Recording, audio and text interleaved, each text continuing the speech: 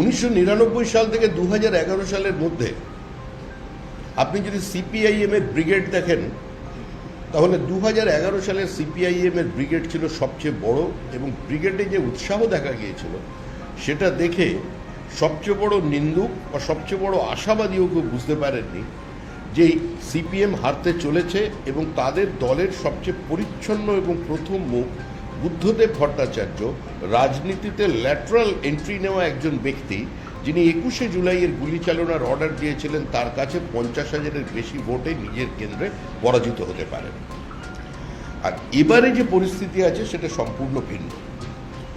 এবারে জনগণের যে আক্রোশ সেটা অনেক বেশি লাউড। আগে সেটা মানুষ চুপচাপ ছাপ মেরেছে, এবারে বলে ছাপ মারবে। আর পশ্চিমবঙ্গের মানুষের যে ক্ষোভ, পুঞ্জীভূত ক্ষোভ, সেই ক্ষোভটা দেখা গিয়েছিল ওই অ্যাক্লেম দ্য নাইট, রাত দখলে। সেটা শুধু একটা ঘটনার জন্য হয়নি,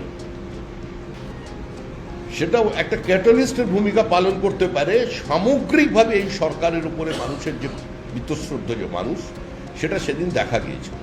এবং একটা গণভোট হয়ে গিয়েছিল এই রাজ্যে।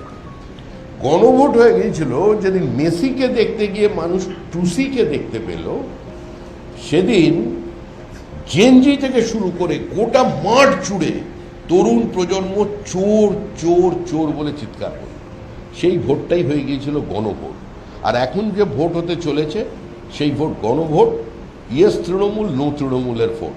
আর মানুষ এখন সে অবস্থায় নেই যে 294টা কেন্দ্রে আমি প্রার্থী বা আমি আক্রান্ত, আমার হাত পা ভেঙে দিয়েছে, এসব জায়গায় আর মানুষ নেই।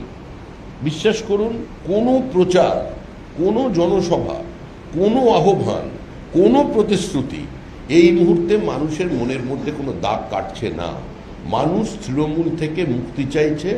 তৃণমূল যাবে, তৃণমূল চলে যাচ্ছে, তৃণমূল চলে গেছে। যেটা আপনি দেখতে পাচ্ছেন, আবার বলছি, সেটা লিভিং ফসিল।